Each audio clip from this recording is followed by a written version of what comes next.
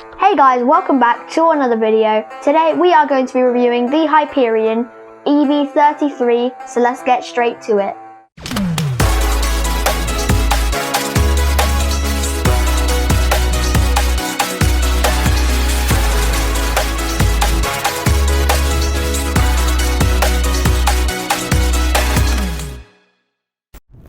If you're looking for custom cables for your next build, To The Wire Mods has got your back. Their bread and butter is custom sleeve extension cable sets or fully modular replacement cables for any brand of power supply on the market. Cable sets using custom sizes or bend measurements can also be supplied. They use the highest grade copper wire covered in high quality paracord using a heat shrinkless method for that super clean look your build deserves. To grab your perfect custom sleeved, modular or extension cable set, check out To The Wire Mods using the link in the video description below. Thanks for the intro, Will. We're going to take a look at this fairly unknown maker of cases and things like that. From AVP, this is, as Will's just said, the Hyperion AVP EV33. Bit of a tongue twister that. And this is an extremely cheap case. As with all our review videos or overview videos of cases, put a link in the description down below. So you can go and check that out if you like, and purchase that if you want to. I'd say up front, I'm actually really surprised by this case, given that the price we paid for it. We paid just over 22 UK pounds. I don't know what that is in dollars, but I will put a link in the description down below of where you can get it if you're in the US. So let's look at the outside of the case before we delve into the inside, and the reason that this thing is quite wide actually for a cube case. It will take up to a MicroATX board, and we'll delve into that in a little bit. It's a really neat designed case for the price that you're paying for something like this. So let's look at the front. So on the front here you can see looks like these sort of grid lines here. From a distance it kind of looks like they're vents. There's no ventilation in the front on this front face here at all. Even this little indent here, there's no vent. They could have put an inlet there or maybe some holes just to allow for some airflow. Again, we'll look on the inside and I'll tell you about the fan positions of this as well, like we normally do with all our case reviews. You've got a power button on there. You've got a USB 2.0 there, the headphone and microphone jack, USB 3.0 and a reset button. And that is all you get on the front. And for a budget case, that's actually quite good. Now, with the fact that there is no airflow directly on the front or along the sides of this particular case, there is intake just on the bottom, and I will show some B-roll shots if this can't be seen very clearly on the camera. There is a fair size hole on the bottom there for intake for the fans that you mount on this side of the case. Also on the front, I don't know whether the camera again can pick this up, is that it does have a 5.25 inch drive bay slot there. So if you do want to put a CD drive in there, then you have that option as well. And of course on the front you've got the shiny, looks like metal AVP logo there.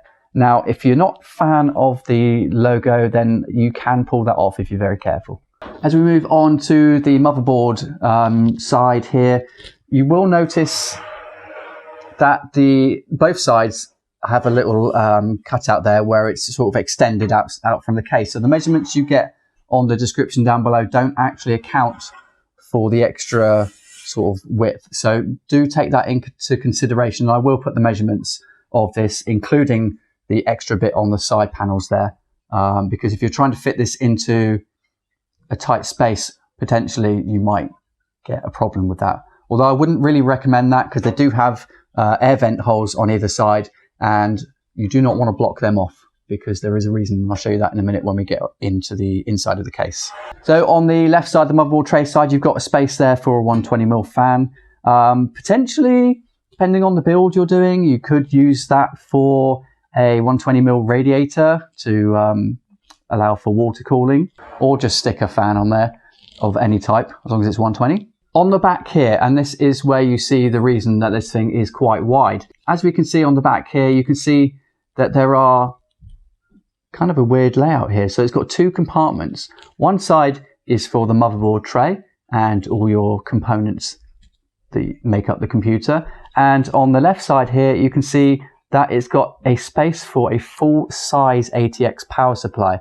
Now, when I say full size, there are some caveats to that and some limitations on how long that full ATX power supply actually is. So, but for most people, unless you're really putting a big beefy 2000 watt or 1500 watt power supply in there, although you can get some really small ones, you do need to double check that. And again, I'll try and put measurements in the description down below of what I would say is a good amount of clearance that you need for the cables to come off of that power supply inside the case as well. We'll look at that in a bit. Here we've got two fans. Now these are, as you can see, smaller. So these are 80mm fans here. So you can put an 80mm on the motherboard tray side and an 80mm fan on the PSU side. And obviously your I/O slot there for your backplate, and that's where the motherboard goes. So it is quite a compact case, this. There's nothing really much to see on the PSU side of the case, apart from the fact that there is a vent on this side. So where I was talking about a little bit earlier on is that you don't want to restrict the airflow. That's because on this side, this is where your PSU is going to suck in air to keep it cool and then push it out the back of the PSU. So you don't really want to block the PSU side off, or any of the sides off really. So let's open up the motherboard tray side and see what's inside.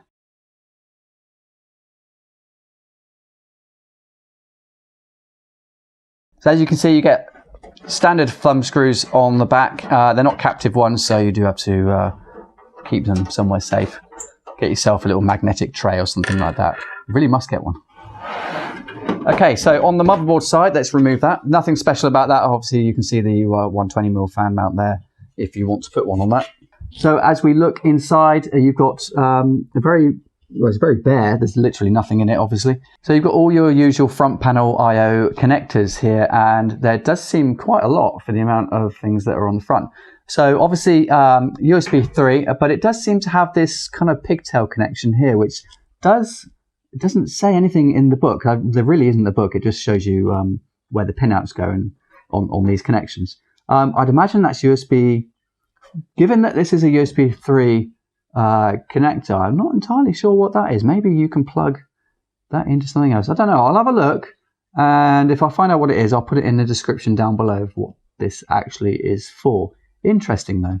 And here we have USB 2.0 connector, front panel audio connector, and here we have obviously the reset switch, the hard drive LED power switch, and your obviously power LED there as well. So that's all your front panel I/O connectors there, all the standard stuff really. Apart from this odd looking USB 3 connector with a kind of pigtail connection, looks like a USB 2 connection on it.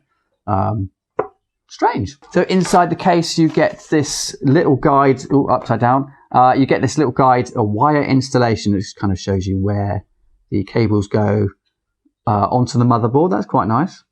So if you're not sure where they go, it tells you what the pinouts are and all those kind of things. Very handy, actually.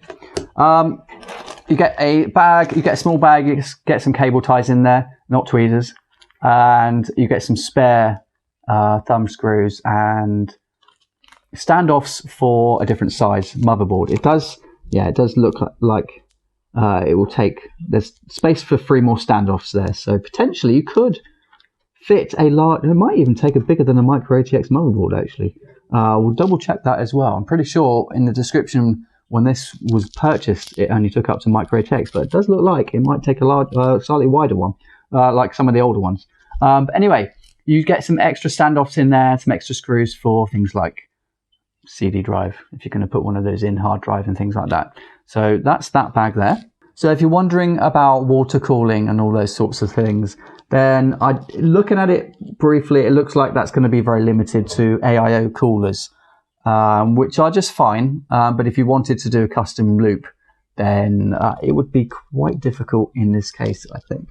The only space that I can see you could potentially put a radiator is on the front here. And in the front of the case, you've got space for 2 80mm fans or 2 120mm fans. It doesn't look like it will take larger than the 120. No, it definitely doesn't. There's no screw holes to screw those in. But you might potentially be able to get a slim radiator in there. I'm not entirely sure about that. We'll double check that and put that in the description down below. Now, as I'm looking around, looking at build quality issues, it's, for the price, it's actually a really strong case. I mean, I'm pushing, you can normally tell that the case is cheap by, you know, how it bends and stuff. That is extremely strong. And the tray, there is a little bit of flex in that, but really not a lot, actually. I'm quite surprised by how rigid this case is. Okay, there are only 2 panels that come off. Obviously, the front one comes off as well. Now, it's nice to see they've got cutouts for all the cables there. There are no rubber grommets or anything like that.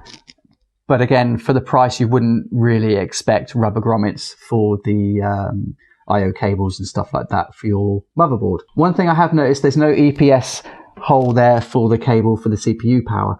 It's actually looking like it's over here, so you'd have to kind of have the cable across the front there. But given that this doesn't even have a window anyway, it's not really going to be that kind of a build that you need to worry about where you're routing the cables too much. Obviously, you're going to see a little bit if you don't have a fan on there, but it's not really, you know, it hasn't got a window on it. It's not for show. It's a budget case. I mean, what more do you want? But anyway, it has 1, 2, 3, 4, 5, 6 I/O holes there for routing cables through. So given that the amount of space that's on the other side, that potentially could be quite good. There's quite a lot of space on the other side. So we're going to look at that now. So this is the PSU side of the chassis, the secondary compartment, or the left side, right side, depending on which way you're looking at the case. You can see what I was on about with the restrictions of, although it takes a full ATX power supply, you're limited by the front 5 1/4 inch bay there, which actually doesn't look like you can remove it. There's no screws in it. There's actually rivets in there. It would have been really, really nice if that was an option to actually remove. It would have given a bit more space for a beefier power supply. And it doesn't seem to have a bracket for a mini power supply, you know, mini ATX power supply either. So you're kind of stuck with using a full ATX power supply in this. But to be honest, who this is really aimed at is not going to be those that are overclocking and pushing the limits of the system. It's just budget gaming case. That's really what it's designed for. So I don't think that's really going to be an issue for most people. And it's actually really nice to have because you can mount hard drives in there as well. But with hard drives, you may have noticed actually that there wasn't many places to mount a hard drive on the motherboard side of this case. Well, that's because you put them on the PSU side. So we've got space for a 3 1/2 inch drive there. And we have a kind of slot-in tray, so you don't even need to use screws for this one, where you can put your SSD. And that is really nice, actually. I quite like that. It looks like that slots in there, clips in, and although I can't see anywhere where it actually locks in, it just kind of slots in. And then I guess as long as you don't tip it up, it doesn't fall out. Don't know. There may be a little lip in there that stops it. Yeah, there's a little lip inside the SSD orange tray that should stop it from sliding back out. So if you're moving the case, if you go into a LAN or something like that, and you tip the case up, the SSD isn't going to fall out like the cables did.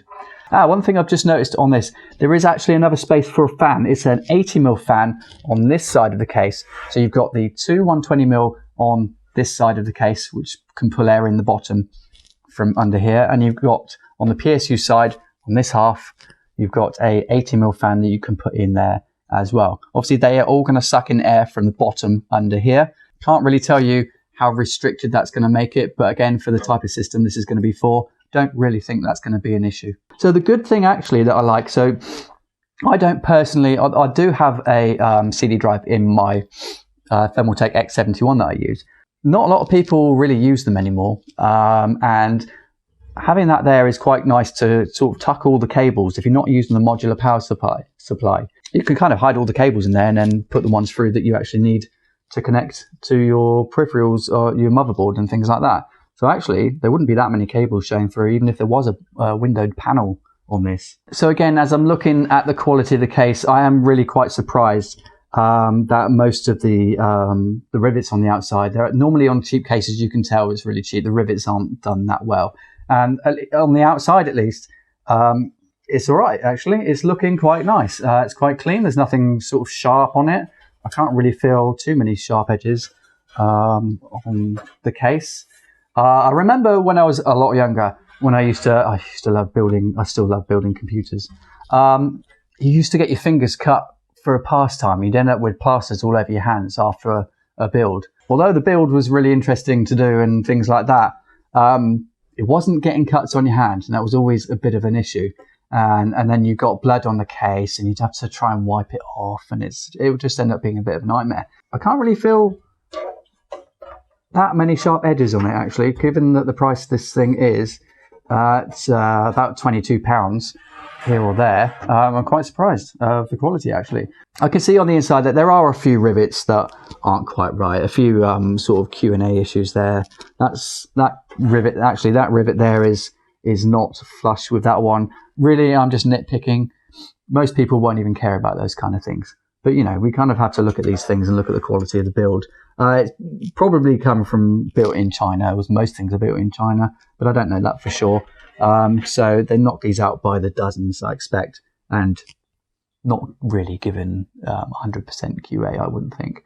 But, you know, at the end of the day, you're getting a case that's £22, up to a MicroATX board with, you know, with the CPUs that you can buy now. You get a really powerful system in a cheap case. And although the front could have been better, they could have vented this off. It would have only affected the PSU side of the case, unfortunately, but they could have done cut out there, as I've already said. The case is quite plain, actually. I would have liked to have seen kind of on the front panel here more of a sort of maybe mesh panel here.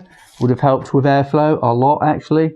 It wouldn't really taken much, I don't think, to machine some holes in there and then put, you know, a filter on the other side of it. Wouldn't have been that difficult.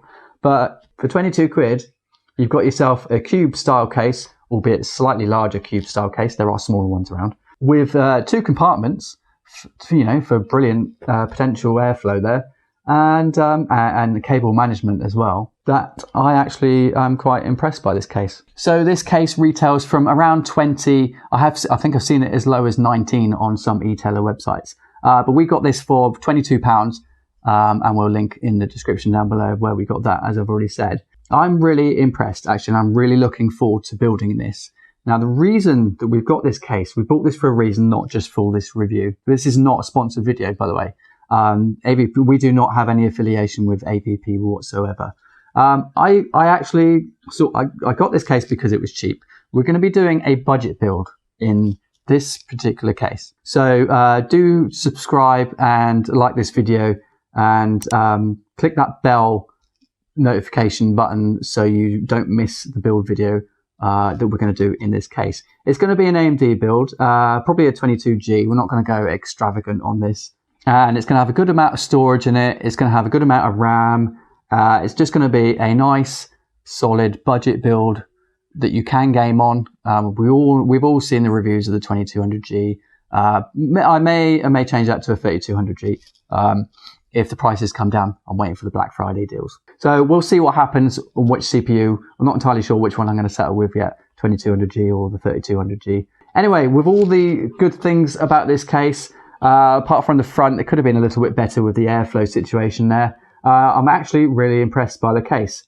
Now, I've already got some of the parts we're using for the budget build, but I'm not going to disclose what those bits are yet. I will post, maybe I've already posted some on social media, so there's no reason why I couldn't. But I'm not going to do it in this video. So given that this thing can house quite a few fans in it, actually, again, we don't know what the airflow is going to be like until we build into it. We give this a 7 out of 10.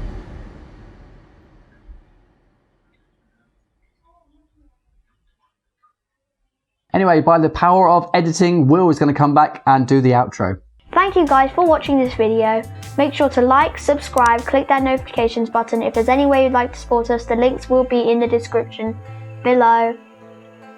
And as always, we'll see you in the next one. Goodbye!